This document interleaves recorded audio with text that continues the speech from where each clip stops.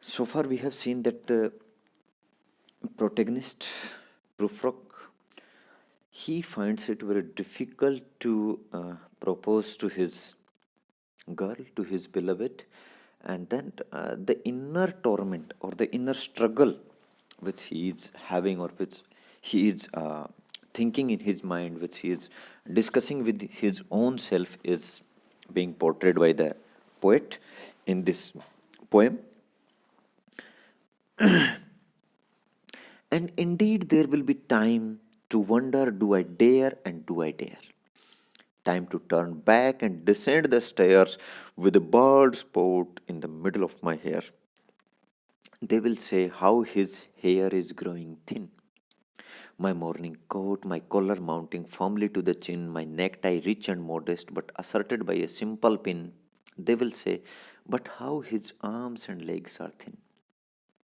Do I dare disturb the universe? So again, look at the poet has presented the very trivial things to which the modern civilization is giving importance instead of the passions, instead of the feelings, instead of the emotions. He says, and indeed there will be time. In the last stanza, he has talked about that there will be time before many decisions and indecisions, visions and revisions, and before the art taking of toast and tea. Means uh, he compares very big things. He has very big decisions, very big revisions, very big things in mind, and then he comes to the toast and tea. Here again, he says, indeed, there will be time to wonder, to think, to decide this thing, that do I dare and do I dare to say these words to the lady, to the girl, to my beloved. So he says, there will be enough time for me to decide that do I have the dare, do I have the courage to say these words, to say this line, to say these words to my beloved. He says, time to turn back and descend the stairs. And he says again, with a bald spot in the middle of my hair. Again, look, he says, okay, so before I decide this thing, okay, it's time for me to turn back and descend the stairs to the downstairs hall. So when he said, when I will go downstairs, and then the people who are upstairs, they will notice the bald spot in the middle of my hair. Again, look at the triviality of the modern life, that they will notice the physical appearances. They will notice your physical things more than what you have in your heart, what you have as per the emotions are concerned, as per the feelings are concerned. They will say how his hair is growing thin. Now he's talking about the ladies. He earlier talks about that in the room women come and go, and they will talk about Michelangelo. So they will not talk about feelings. Those women, they will talk about his physical appearance, that look how his hair is growing thin, how he has grown that bald patch in his hair. My morning coat, my collar mounting firmly to the chin, my necktie rich and modest but asserted by a simple pin. He says, now I have dressed my best clothes, my morning coat and that collar and that necktie, everything. Means I have dressed myself in the most smart manner. But what they say, that how his arms and legs are thin.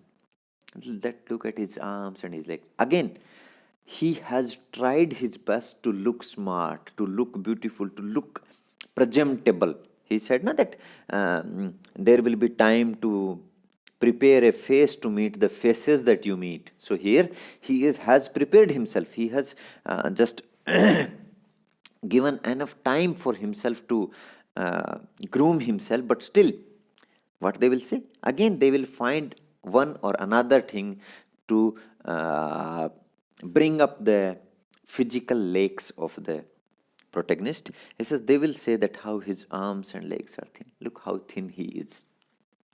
Do I dare disturb the universe? So now again, look that how he has compared that trivial thing of his proposal to the task of disturbing the universe. He says, do I dare disturb the universe? Means he compares this trivial task, this small task of him, to such a big task, as if he will ask this thing, he will say these words to his beloved, then the world, then the universe might get disturbed out of its harmonious path. In a minute, there is time for decisions and revisions which a minute will reverse. He says, in a minute, there will be time. There is the time to say these words. In a minute, I can say these words. But there will be a minute when these decisions, these revisions will be reversed. Let's look at the cowardice nature. How cowardice he is. He is not have to muster enough courage to say these words to his beloved. He says that in a minute I can say these words, but in a minute they will be reversed. Means he took a step forward, then he took a step backward. For I have known them all, already known them all, have known the evenings, mornings, afternoons. I have measured out my life with coffee spoons. I know the voices dying with the dying fall beneath the music from a further room. So how should I presume? So again, means he says, I have known them all already, all the ladies. He said, the women go, come and go the room talking about Michelangelo, and all they say that how his arms are thin. So he says, I have known them already. I know everything about them. Known them all. Each and everything I know them, about them all. Have known the evenings, mornings and afternoon. Means I have known everything, what they do on their evenings, what they do on their mornings, what they do on their afternoons. Means I have known everything about them. I have measured out my life with coffee spoon. Now look at the ironic imagery the poet presents. How one can measure life with coffee spoons. Life is measured in years. Life is measured in months. Can be measured in days, in hours. But he says, I have measured my life with coffee spoons. Why? Why this image? Because I have spent a lot of my time here in these restaurants, drinking coffee, drinking tea with these people who are now commenting like this adverse comments on me, that how thin he looks, how bald his hair has grown. So he says, I have known them already. I know everything about them because I have measured my life with coffee spoons. I have spent a lot of time in these coffee shops, in these restaurants, in these hotels. I know the voices dying with the dying fall. I also know these voices which are dying with the dying fall of the music, beneath the music from a farther room, the music which is coming from a distant room, and with the fall and rise of that music, the voices which are falling and rising, I have also known them. I have also known the gossips of these women. I have known everything about them. So how should I presume?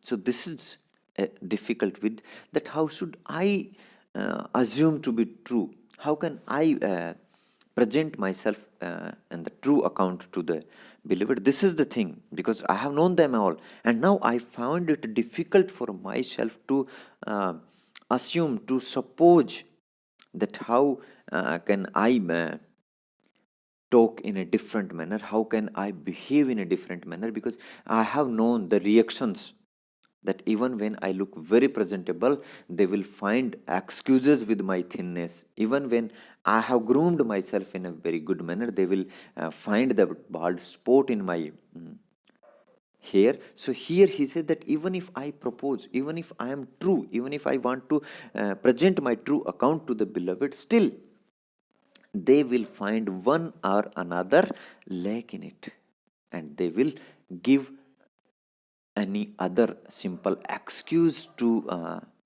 avoid that proposal of mine. So this is it. Thank you.